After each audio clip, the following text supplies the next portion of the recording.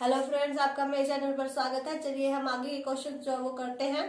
13.2 आज जो हमारी कंप्लीट हो जाएगी। इसके हमने 5 तक क्वेश्चन कर लिए हैं और आगे के इसके 11 क्वेश्चन हैं। आगे के आज हम कर लेते हैं। आगे के क्वेश्चन में आपको कोई दिक्कत नहीं होगी, बस आपके सारे क्वेश्चन इजी है। बस आपको एक फॉर्मूला ये याद करना है, उसके बाद आप जो है इसे कैसे भी सॉल्व कर सकते हैं। बहुत आसान है।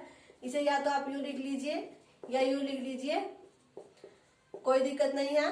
दोनों एक ही बात है, क्योंकि जब हम इसकी क्रॉस मल्टीप्लाई करेंगे तो हमारा ऊपर वाला बन जाएगा। तो अब मेन बात आपकी रह जाती है, आप इक्वेशन पढ़ के आपको ये देखना है कि x1 x2 क्या लेना है और y1 y2 क्या लेना है, और आपका आंसर निकल जाएगा। तो इस तरह के क्वेश्चन जो है वो आपकी कॉम्पिटेटिव एग्जाम में भी आते हैं। तो इस तरह के क्वेश्चन बहुत इंपॉर्टेंट है ये।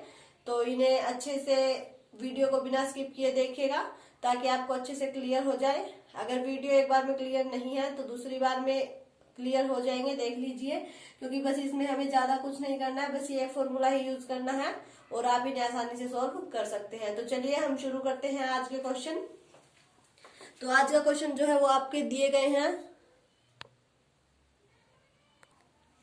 तो देखिए, आपका ये क्वेश्चन दिया गया है कि ये एक ठेकेदार यह आंकलन करता है, कोई ठेकेदार है वो आंकलन करता है कि जसमिंदर के घर से पुनः तार लगाने का कार्य 3 व्यक्ति 4 दिन में कर सकते हैं। तो ये क्या कह रहा है कि जो उसके घर में तार लगाने का कार्य है वो 3 व्यक्ति जो है 3 व्यक्ति कार्य करते हैं। कितने दिन में? 4 दिन में। ठीक है, ये इसने दिया है कि 3 व्यक्ति जो है वो कार्य करते हैं 4 दिन में। तो हमें बताना है कि यदि वह 3 के स्थान पर 4 व्यक्तियों को इस काम पर लगाता है तो कार्य कितने दिन में पूरा होगा। अब वो कह रहा है कि यदि यहाँ पर 3 की जगह व्यक्ति 4 हो जाए तो हमें ये बताना है कि 4 व्यक्ति कार्य करेंगे कितने दिन में, ये हमें बताना है। तो देखिए, आपके व्यक्ति मतलब ये 2 दिए गए हैं, एक ये दिया गया है 3। तो यानी कि x1 x2 और y1 दिया गया है आपका, और y2 आपको निकालना है। तो आप इसकी हल्की सी एक सारणी बना लीजिए। ठीक है, तो ये आपके मतलब x1 और ये x1 x2 हो गए, और ये y1 मतलब y1 y2 हो गए। तो ये 3 4 और 3 व्यक्ति है वो 4 दिन में कार्य करते हैं। तो हमें बताना है कि जो 4 व्यक्ति है वो कितने दिन में कार्य करेंगे। ठीक है, ये हमें बताना है। तो इस तरह का आपका ये क्वेश्चन है। तो इसे सिर्फ फॉर्मूले में पुट करना है। तो देखिए, इसे किस तरह से पुट करना है, बस इस तरह से करना है। ये हमारा x1 हो गया, ये x2, ये y1 और ये y2। तो आप इसे यू लिख लीजिए। पहले x1 3 है हमारा, x2 हमारा क्या है 4 है, y1 हमारा क्या है 4 है, और जो y2 है वो हमें निकालना है। तो हम मान लेते हैं कि जो y2 है हमारा वो x है। ठीक है, x है मतलब x की जो वैल्यू निकलेगी वो हमारा आंसर हो जाएगा। तो इस तरह से हमने मान लिया y2 जो है वो हमारा x है। ठीक है, तो अब आपको सिर्फ उसके अंदर पुट करना है। अगर आपको फॉर्मूला याद है तो देखिए, x1 y1, x1 ये है, y1 ये है, यानी कि 3 × 4 is equal to x2 y2। x2 कितना है हमारा 4, और y2 को हमने क्या माना है x। तो ये 4 यहाँ मल्टीप्लाई में है तो यहाँ आके हमारा डिवाइड में हो जाएगा, इज इक्वल टू आपका x। तो 4 से 4 कैंसल, x की वैल्यू आपकी आ गई कितनी 3। तो अब हम क्या कह सकते हैं कि जो 4 व्यक्ति होंगे वो कार्य करेंगे कितने दिन में 3 दिन में। ठीक है, तो ये आपका आंसर हो गया। इसने पूछा था कि 3 व्यक्ति कार्य करते हैं 4 दिन में, तो हमें बताना था कि जो 4 व्यक्ति है वो कितने दिन में कार्य करेंगे, वो 3 दिन में कार्य करेंगे। इस तरह से आप इसे सॉल्व कर सकते हैं। बहुत आसान तरीका है, सिर्फ एक फॉर्मूला ही याद करना है और कुछ भी नहीं करना है। ठीक है, उसके बाद आपका अगला क्वेश्चन दिया गया है कि बोतलों के एक बेंच को 25 बक्सों में रखा जाता है। बोतलों का एक बेंच बनाया गया है, उसमें 25 बक्सों में रखा जाता है, और जो प्रत्येक बक्सा है उसमें 12 बोतलें हैं। ठीक है, देखिए पहले ध्यान से देखिए, एक बैच है। ठीक है, एक बैच है, उसमें जो है वो हमारे 25 बक्से रख सकते हैं हम। ठीक है, 25 बक्से रख सकते हैं। फिर इसने कहा है कि प्रत्येक बक्से में 12 बोतलें हैं। अब इसने क्या कहा कि जो एक बक्सा है उसमें हमारी बोतलें कितनी हैं, 12 बोतलें हैं, ठीक है। अब इसने ये कहा है, फिर इसने कहा है कि यदि इसी बैच को इसी प्रकार रखा जाए और प्रत्येक बक्से में 20 बोतल हो, बैच इतना ही हो, 25 ही उसमें रखे जाए, लेकिन इसने क्या चेंज कर दिया कि जो बक्सा है उसके अंदर हमारी बोतलें जो है, यानी कि एक बक्सा होगा उसके अंदर जो है वो 12 की जगह अगर 20 बोतलें हो तो हमें बताना है कि कितने बक्से भरे जाएंगे, ठीक है। देखिए ये हमें दे दिया गया कि एक बक्से में 12 बोतल हो, फिर इसने कहा कि एक बक्से में 20 बोतल हो, और फिर इसने कहा कि एक बैच जो है उसमें 25 बक्से रखे जाते हैं। तो अब हमें बताना है कि जब एक बक्से में 20 बोतल होगी तो कितने बक्से जो है वो हमारे भरे जाएंगे। तो देखिए ये बक्से का है, तो इन्हें हम देखिए जो 12 मतलब एक बक्से में हमारी 12 बोतलें हैं और जो एक बैच है उसमें हमारे 25 बक्से हैं, ठीक है। तो देखिए इसे किस तरह से सॉल्व करना है। ये आपका 12 दिया गया है और ये 20, यानी कि एक बार बक्से में 12 बोतलें दी गई है और एक बार 20 बोतलें दी गई है। जब 12 बोतलें थी तब जो है वो 25 बक्से दिए हैं इसने, और जब 20 बोतलें होंगी तो हमें बताना है कि हमारे जो है वो कितने बक्से भरे जाएंगे, ठीक है। तो इसे हम क्या मान लेते हैं, x मान लेते हैं। तो x की जो वैल्यू होगी वो हमारा आंसर होगा। अब ये आपका x1, ये x2, ये y1, ये y2 वही यूज कर दीजिए। x1 y1 यानी कि इनकी क्रॉस मल्टीप्लाई की तो 12 multiply x is equal to 25 multiply 20, ठीक है। अब x की वैल्यू निकालनी है तो ये 12 हमारा इनके नीचे आ जाएगा, तो ये इसके नीचे आ गया।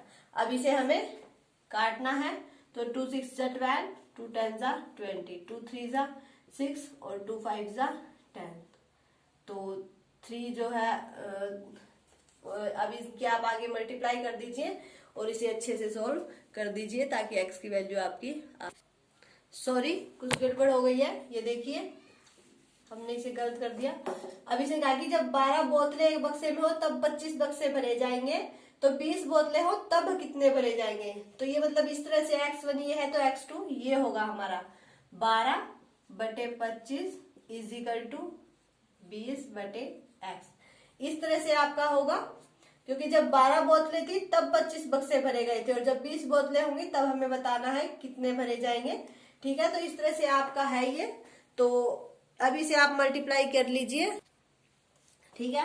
अब ये देखिए ये आपका x1 है, ये x2, ये y1 और ये y2, ये y1 है, ये y2 है, ये x1 है और ये x2 है। अब इसे इस तरह से लिख लीजिए x1 y1, x1 ये है 12 मल्टीप्लाई y1 कितना है 20 है, ठीक है, is equal to x2 y2 यानी कि 25 मल्टीप्लाई x। तो x की वैल्यू हमें निकालनी है, तो 12 मल्टीप्लाई 20 बाई 25, 5 5 जा 25, 5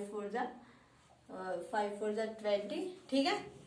तो इसे इस तरह से आगे कट कर दीजिए। तो अब इसे देखिए सॉल्व कर दीजिए। x1 y1 यानी कि 12 मल्टीप्लाई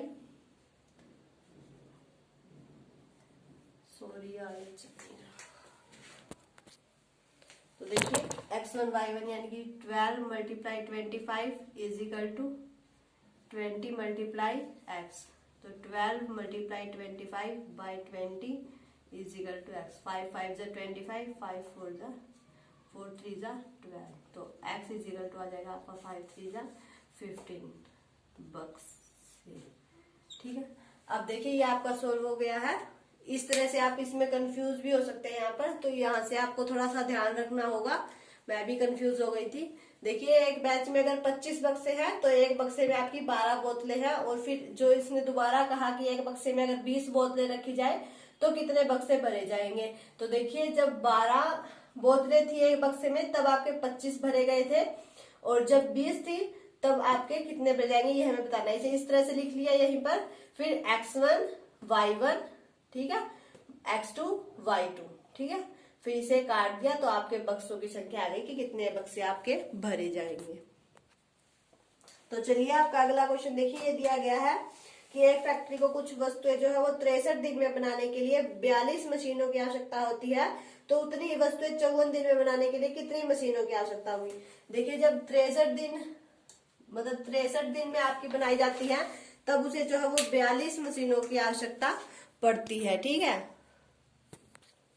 तो देखिए इसने कहा है कि जब 63 दिन लगेंगे 63 दिन में बनाने के लिए, 63 दिन में बनाने के लिए कितनी मशीनों की आवश्यकता है, 42 मशीनों की। ठीक है, 42 मशीनों की।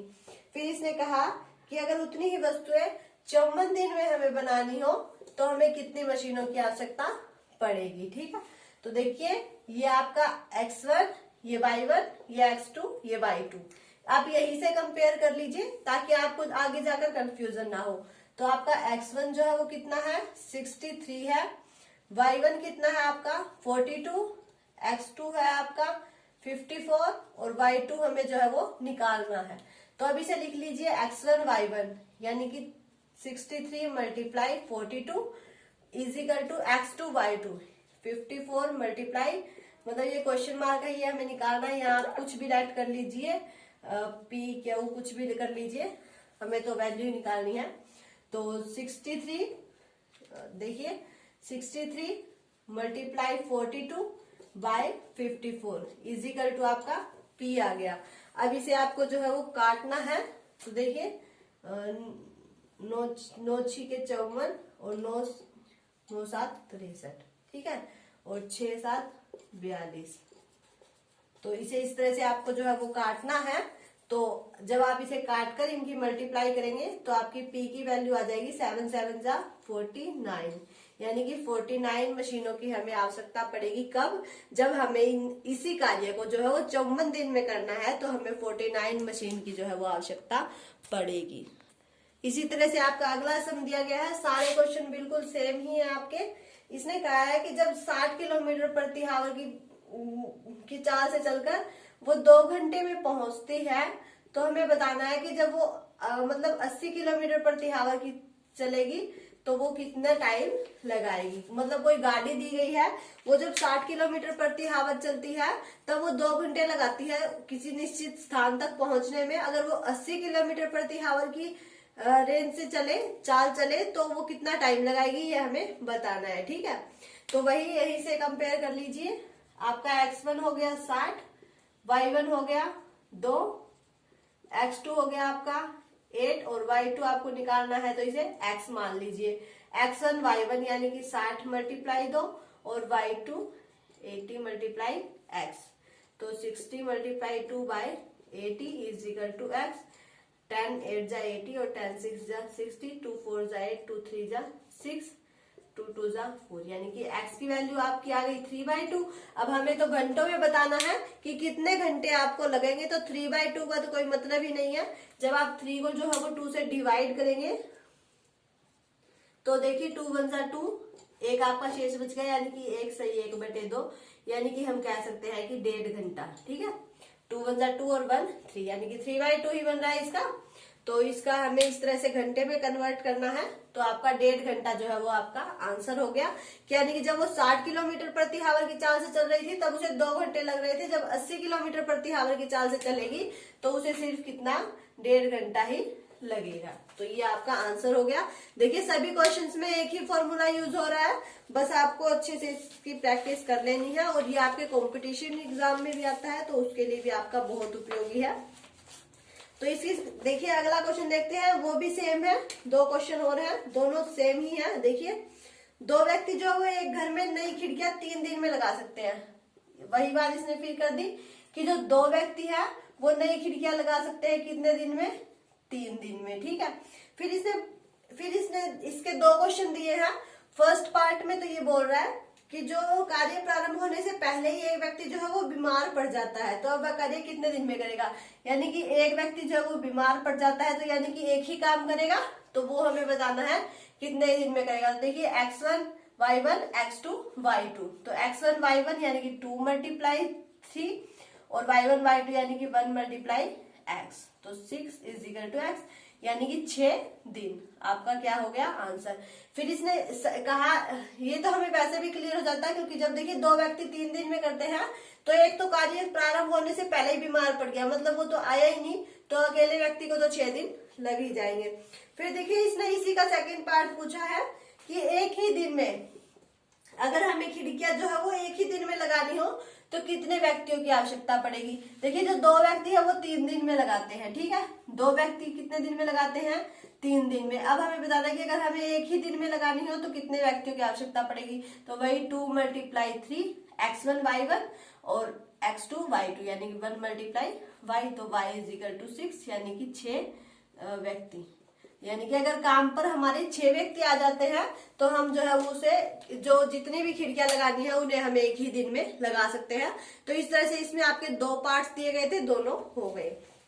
अब देखिए अगला क्वेश्चन देखिए इसी का जो दिया गया कि किसी स्कूल में 45 मिनट अवधि के 8 कालांश होते हैं।